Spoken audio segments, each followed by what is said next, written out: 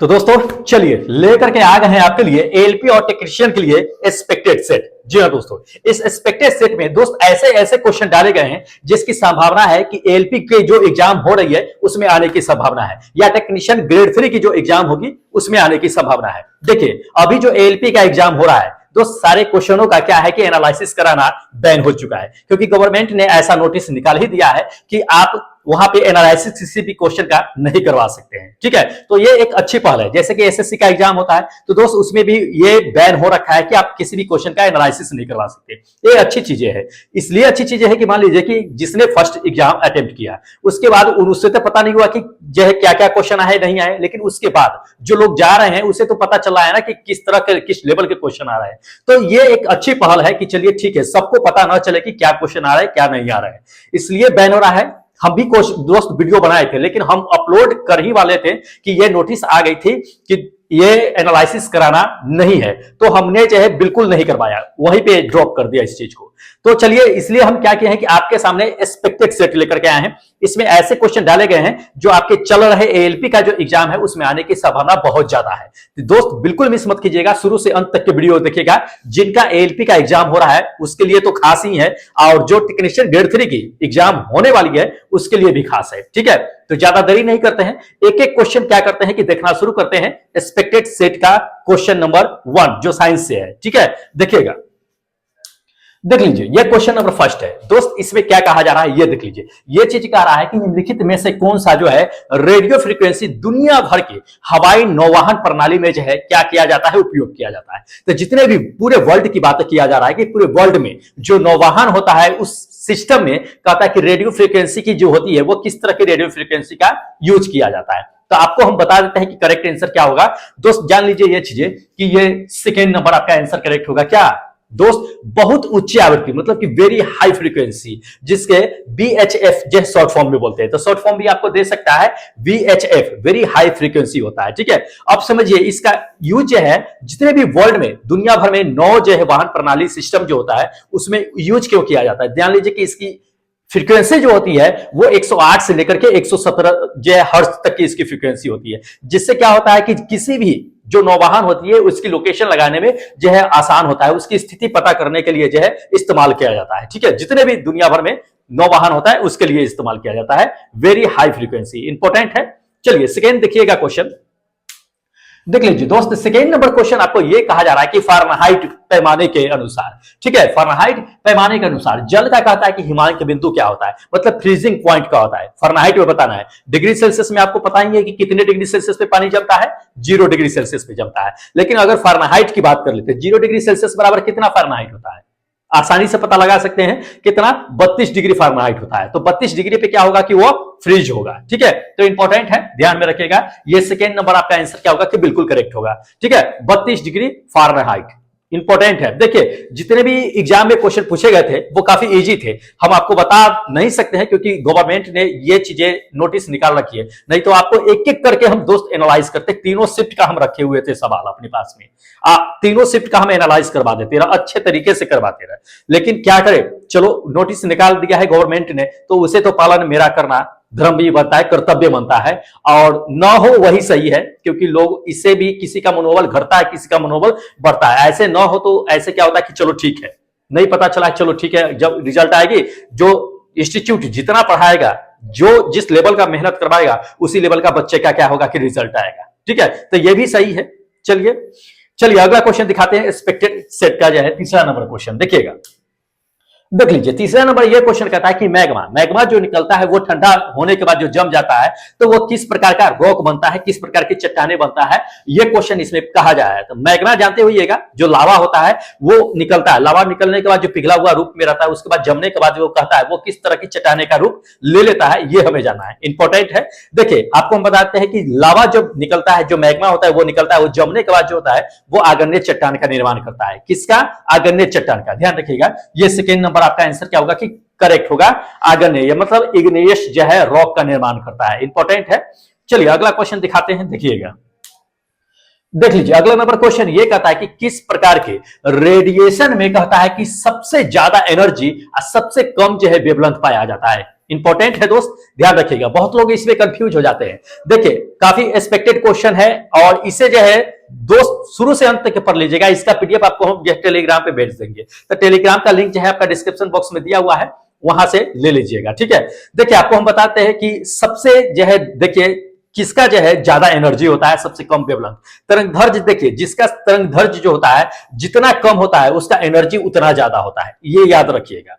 ठीक है, अगर कलर में कहता रहा कलर में किसका जो है सबसे ज्यादा एनर्जी होता है तो जो है ब्लू का आता है। ध्यान रखिए ये भी क्वेश्चन पूछे जाते हैं कि किस रंग का जो होता है एनर्जी सबसे ज्यादा होता है और सबसे कम होता है। तो जिसका तरंग धर्ज, ध्यान रखिएगा, जिसका तरंग धर्ज सबसे अधिक होगा उसका एनर्जी जो होगा कम होगा, जिसका तरंग धर्ज जितना कम होगा उसका एनर्जी उतना ज्यादा होगा। तो अगर कलर में अगर ये चीजें कहता है तो नीला का कलर जो जान लीजिए कि नीला रंग जो होता है उसका क्या होता है, तरंग धर्ज जो होता है क्या होता है कि दोस्त सबसे ज्यादा मतलब सबसे कम होता है तो उसका एनर्जी सबसे ज्यादा होता है। लाल रंग का तरंग दैर्घ्य अधिक होता है तो उसका एनर्जी क्या होता है कि कम होता है। ये चीजें ध्यान रखिएगा। उसी पे हमें क्या करना है कि ये क्वेश्चन भी पूछा गया है, रे में है, तो ये चीजें जान लीजिए कि गामा किरण का जो होता है वेवलेंथ वो सबसे कम होता है गामा किरण का, लेकिन एनर्जी के मामले में अगर जाइएगा तो एनर्जी में गामा किरण का एनर्जी जो होता है वो सबसे हाई होता है। ठीक है, तो सबसे ज्यादा होता है गामा किरण का एनर्जी। ठीक है, तो ध्यान रखना है इस चीजें। ये थर्ड नंबर आपका आंसर क्या होगा कि बिल्कुल करेक्ट होगा। ठीक है,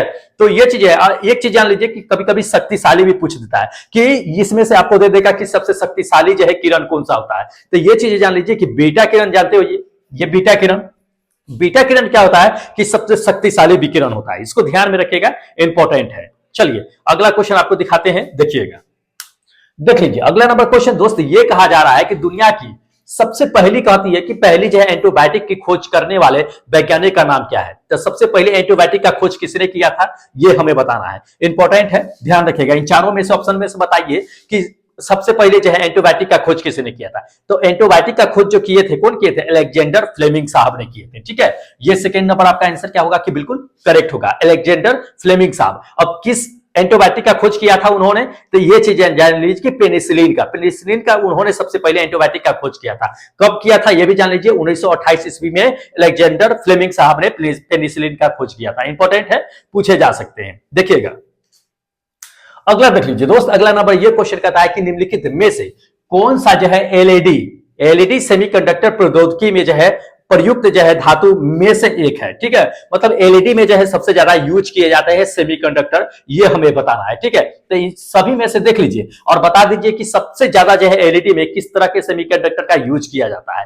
तो देखिए आपको अगर देखना है इन चारों में से ऑप्शन, तो आपको करेक्ट आंसर जो बता देते हैं उसको ध्यान में रखिएगा। गैलियम, क्या है, गैलियम का दोस्त एलईडी में सबसे ज्यादा यूज किया जाता है। ये सेकंड नंबर आपका आंसर क्या होगा कि बिल्कुल करेक्ट होगा, गैलियम का सबसे ज्यादा यूज किया जाता है। अगला देखिएगा, अगला नंबर देख लीजिए। अगला नंबर ये क्वेश्चन कहता है कि निम्नलिखित में से कौन जो है होम्योपैथिक के जो है क्या है कि संस्थापक है, कि क्या होम्योपैथिक के संस्थापक। इंपॉर्टेंट है, आपको बता देते हैं, देख लीजिए इन चारों में से ऑप्शनों में से बताइए कि होम्योपैथिक के संस्थापक कौन है। देखिए करेक्ट आंसर बताते हैं सैम्यूल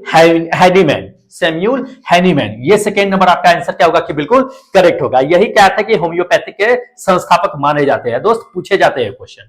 चलिए देखिए अगला क्वेश्चन। देखिए अधिकांशतः क्वेश्चन जो आपका आया था वो क्या था कि प्रीवियस ईयर से टकराया था। हम आपको शुरू से ये चीजें बता रहे थे कि दोस्त प्रीवियस ईयर से भी क्वेश्चन जो है मैच करता है, बहुत अधिकांश क्वेश्चन, और बहुत अधिकांश क्वेश्चन जो है प्रीवियस ईयर से मैच किए हैं। हमने 2 बार जो है आपको क्या क्या है कि PYQ यानी प्रीवियस ईयर से बताया है, अभी चल भी रहा था प्रीवियस ईयर के क्वेश्चन और चलेंगे भी। ठीक है, तो दोस्त जितना भी सेट प्रोवाइड करा रहे हैं साइंस का ना, एनफ है, काफी है उसके लिए। ठीक है, तो उसको पढ़ डालिए। देखिए अधिकांशतः क्वेश्चन हमने मैच किया है ई बुक से, तो ई बुक से बहुत सारे क्वेश्चन मिले हैं। तो ई बुक को भी क्या कीजिएगा कि दोस्त परचेज जरूर कर लीजिएगा, मेरे एप्लीकेशन पे अवेलेबल है, वहां से जाकर के परचेज कर लीजिएगा। ठीक है, चलिए देख लीजिए अगला नंबर। ये क्वेश्चन क्या कह रहा है दोस्त, ये चीज कह रहा है कि 1916 में कहता है कि प्रतिपादित कीजिए है निम्नलिखित में से कौन से नियम का यह निष्कर्ष निकाला था। क्या निष्कर्ष निकाला था कि दाब और आयतन का गुणनफल जो है लगभग स्थिर होता है। दाब और आयतन का जो है गुणनफल स्थिर होता है, यानी P into V equal to constant होता है। ये किसने सबसे पहले निकाला था, ये चीजें बताया जा रहा है। तो देख लीजिए इन चारों में से ऑप्शन, आप बता दीजिए कि किसने निकाला था। पहला देख लीजिए चार्ल्स का नियम दिया हुआ है, दूसरा डाल्टन का नियम दिया हुआ है, तीसरा अवोगाड्रो की संख्या दे दिया है, चौथा नंबर आपको दे दिया है बॉयल्स का नियम। ये किससे निकलता है, P इंटू V जो है मतलब दाब और आयतन का गुणनफल जो होता है एक कांस्टेंट स्थिर होता है, ये हमें बताना है। तो देख लीजिए ये बॉयल्स के नियम से निकलता है, किसके? बॉयल्स के नियम के। ध्यान रखिएगा ये फोर्थ नंबर आपका आंसर क्या होगा कि करेक्ट होगा, बॉयल्स का नियम। ठीक है, पढ़े होइएगा बॉयल्स का नियम, इंपॉर्टेंट है। चलिए अगला क्वेश्चन देख लीजिए। अगला नंबर क्वेश्चन देखिए, अगला नंबर ये क्वेश्चन कह रहा है कि निम्नलिखित में से कौन सा जो है कहता है कि जल में घुलनशील विटामिन है। बहुत अच्छा है, दो तरह से क्वेश्चन इसमें पूछे जाते हैं आपको और पूछे जाएंगे भी। एक तो विटामिन में कहेगा कौन सा विटामिन जो है जल में घुलनशील है, दूसरा कहेगा वसा में घुलनशील है। इसको याद रखिएगा, नोट कर लीजिए इस चीज को। जितने भी एएलपी का एग्जाम हो रहा है ये क्वेश्चन किसी न किसी शिफ्ट में जरूर आएगा। ठीक है, कि कौन सा विटामिन जो होता है जल में घुलनशील और विटामिन वसा में घुलनशील होता है। तो इसको याद रख लीजिएगा कि जल में घुलनशील जो विटामिन होता है वो दो ही होता है। क्या होता है? एक तो विटामिन बी होता है, एक विटामिन सी होता है। दो ही विटामिन होता है जो जल में घुलनशील होता है। ठीक है, तो इसमें जो आपका करेक्ट आंसर होगा ये थर्ड नंबर कि विटामिन सी जो होता है वो जल में घुलनशील होता है। ठीक है, बाकी जो बच गया आपका कौन? ए बच गया, डी बच गया, ई बच गया, के बच गया, ये चारों जो होता है वो वसा में घुलनशील होता है। दो ही होता है, आप ध्यान रखिएगा, बी और सी। बी सी जल में घुलनशील होता है, बाकी जो बच गया वो वसा में घुलनशील होता है। तो इंपॉर्टेंट है, ध्यान में रखिएगा, आने की संभावना बहुत ज्यादा है इसे। चलिए अगला नंबर क्वेश्चन देखिए दोस्त, अगला नंबर ये क्वेश्चन कहता है कि निम्नलिखित में से कौन सी बीमारी जो है एक परजीवी के कारण होता है। ठीक है, तो परजीवी के कारण इसमें से बताना है कि कौन सी बीमारी जो है एक परजीवी के कारण होता है। देखिए करेक्ट आंसर आपको बताते हैं कि मलेरिया। मलेरिया क्या होता है कि एक परजीवी के कारण होता है। सेकेंड नंबर आंसर, मलेरिया एक परजीवी के कारण होता है। कौन से परजीवी के कारण होता है ये भी जान लीजिए, प्लाज्मोडियम का नाम सुने होइएगा। तो प्लाज्मोडियम की वजह से क्या होता है, प्लाज्मोडियम एक परजीवी है, उसकी वजह से मलेरिया होता है। ठीक है, तो ये करेक्ट आंसर है। अगला देख लीजिए, अगला नंबर क्वेश्चन देख लीजिए। अगला नंबर ये क्वेश्चन कहता है कि किस ग्रह को जो है लाल ग्रह के नाम से जाना जाता है। काफी इंपॉर्टेंट क्वेश्चन है। लाल ग्रह को किस, इसमें से किसे जो है लाल ग्रह के को हम जानते हैं, तो मंगल को, मंगल ग्रह को हम लोग जो है लाल ग्रह के नाम से जानते हैं। ठीक है, इंपॉर्टेंट है, ध्यान रखिएगा, ये सेकेंड नंबर आंसर करेक्ट होगा। तो इंपॉर्टेंट ही है दोस्त। देखिए जितने भी क्वेश्चन आपको दे रहे हैं सारे एक्सपेक्टेड है और लगभग हमने फर्स्ट सेकेंड और थर्ड शिफ्ट का दोस्त क्वेश्चन हमने देखा है। तो हमने जो पढ़ाया था सच में उसी से क्वेश्चन आए थे। ठीक है, तो उसे क्या कीजिएगा कि दोस्त आप बिल्कुल मिस मत कीजिए, जितने भी क्वेश्चन है उसको जितना प्रोवाइड करा रहा है उतना कम से कम देख लिया कीजिए। चलिए अगला क्वेश्चन आपको दिखा देते हैं, देखिएगा।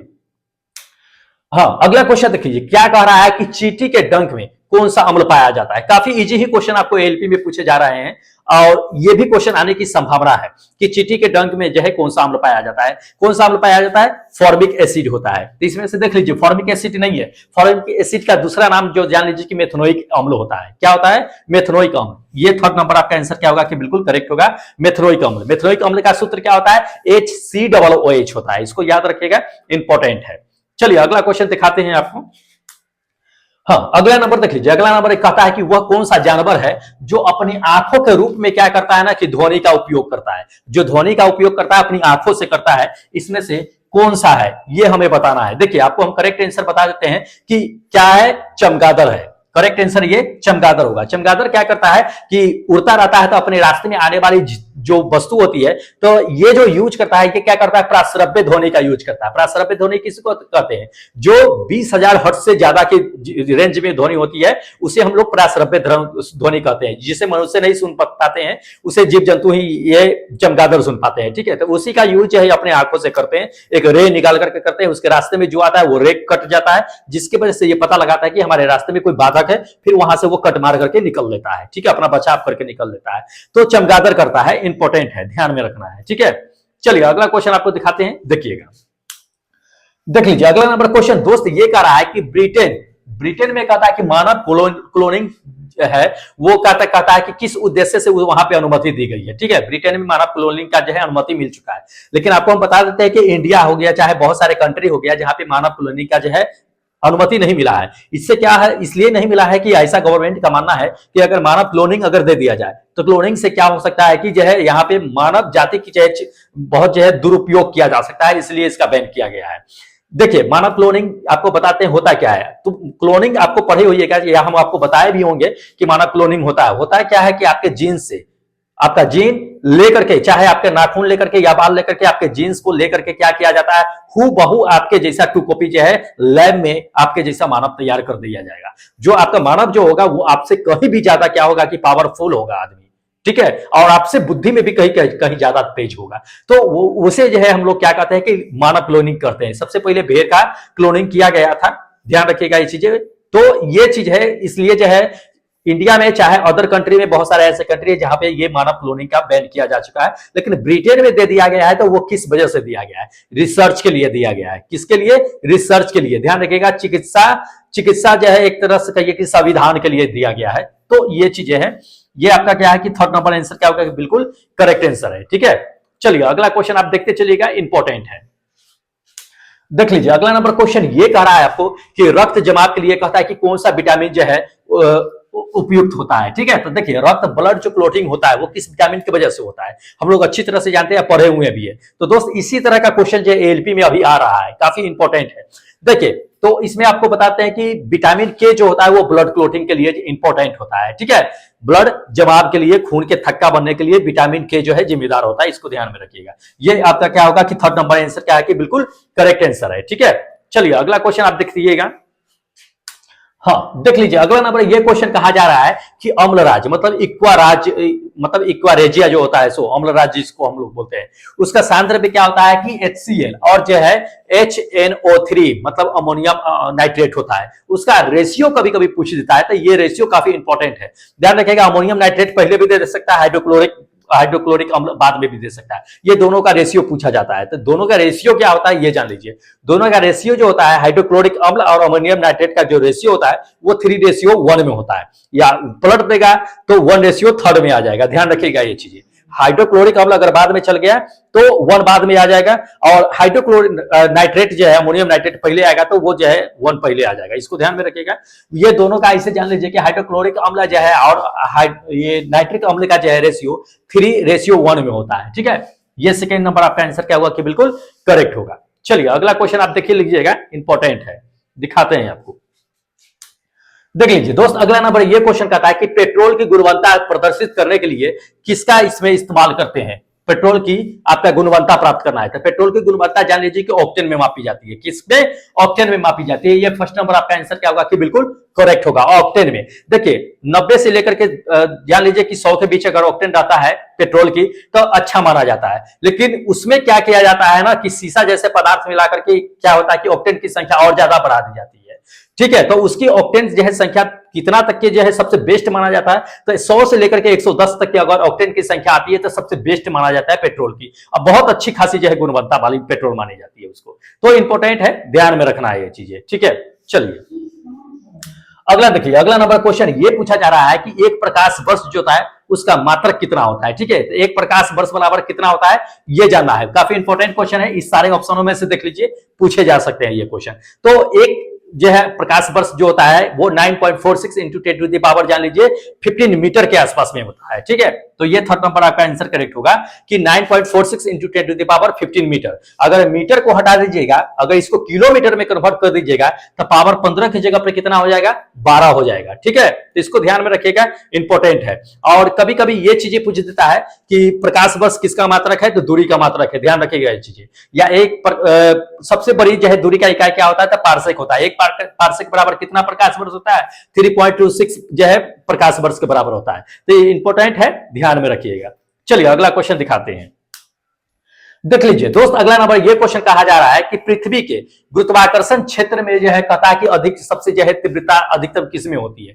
तो सबसे अधिक जो है देखिए पृथ्वी के गुरुत्वाकर्षण क्षेत्र की तीव्रता कहता है कि अधिकतम होती है कहां पे होती है, तो जहां पे जान लीजिए कि सबसे अधिक जो है चुंबकीय शक्ति पृथ्वी पर पाया जाता है वहीं पे सबसे ज्यादा क्या होता है कि ये चुंबकीय क्षेत्र की तीव्रता अधिक होती है। तो सबसे ज्यादा कहां पाया जाता है, देख लीजिए इसमें से चारों में से ऑप्शन में से बता देना है। सतह पर पाया जाता है, या भूमध्य जो है पृथ्वी के केंद्र पर पाया जाता है, या भूमध्य रेखा पर, या ध्रुव पर। सबसे ज्यादा जो है गुरुत्वीय जो है चुंबकीय क्षेत्र कहां पाया जाता है?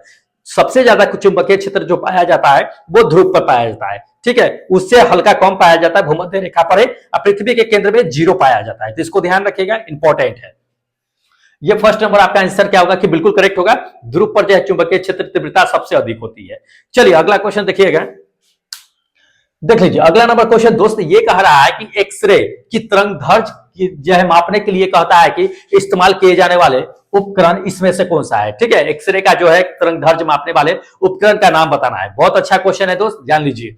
देखिए, आपको हम बताते हैं कि तरंग एक्सरे के तरंग दैर्ध्य को यानी वेवलेंथ को मेजर करने के लिए जो इस इंस्ट्रूमेंट का यूज किया जाता है वो ब्रैग स्पेक्ट्रोमीटर होता है। क्या होता है? Bragg spectrometer. ध्यान रखिएगा, ये थर्ड नंबर आपका आंसर क्या होगा कि बिल्कुल करेक्ट आंसर होगा। ठीक है, चलिए अगला क्वेश्चन देख लीजिएगा। अच्छा चलिए दोस्त, ये 20 इंपोर्टेंट क्वेश्चन एक्सपेक्टेड क्वेश्चन है जो आपके एलपी और टेक्नीशियन ग्रेड 3 में आने की संभावना बहुत ज्यादा है। तो दोस्त, इस सब का अगर पीडीएफ चाहिए तो आप टेलीग्राम से ज्वाइन हो जाइएगा। ठीक है, आपको वहां पे क्या होगा कि बिल्कुल मिल जाएगा। ठीक है, टेस्ट जो है अब क्या होगा कि अगले दिन से लगातार चलती रहेगी एलपी और टेक्नीशियन ग्रेड 3 के लिए। देखिए, वैसे अभी जो सेट लेकर के हम आएंगे वो एक्सपेक्टेड सेट ही होगा जो एलपी के एग्जाम के मद्देनजर तैयार किया जाएगा, और ये सेट आप लोगों के टेक्नीशियन ग्रेड 3 में भी काफी हेल्पफुल होगा। ठीक है, तो बिल्कुल कंटिन्यू बने रहिएगा। ठीक है, जो जो एक्सपेक्टेड क्वेश्चन है आने की संभावना है उस सबको हम लेकर के यहाँ पे आएंगे। ठीक है, तो चलिए ज्यादा देर नहीं करते हैं। जो लोग चैनल नहीं सब्सक्राइब किए हैं दोस्त, आप चैनल सब्सक्राइब कर लीजिए। ठीक है, जो लोग शुरू से पढ़ रखे हैं वो एग्जाम दे रहे हैं, उन्हें पता होगा कि क्या है क्या नहीं है। ठीक है, तो चलिए ज्यादा देर नहीं करते हैं, अब हमें इजाजत दे दीजिए, क्योंकि हम अगले दिन फिर लेकर के आएंगे आपके लिए एक नए एक्सपेक्टेड सेट जो एलपी और टेक्नीशियन ग्रेड 3 के लिए होगा, वो भी एग्जाम के मद्देनजर तैयार किया जाएगा। ठीक है, तो फटाफट सब्सक्राइब कीजिए, अपने दोस्तों में भी शेयर कीजिए और हमें इजाजत दे दीजिए। हम अगले दिन फिर मिलेंगे एक नए सेट एक नए वीडियो के साथ। तब तक जय हिंद दोस्तों।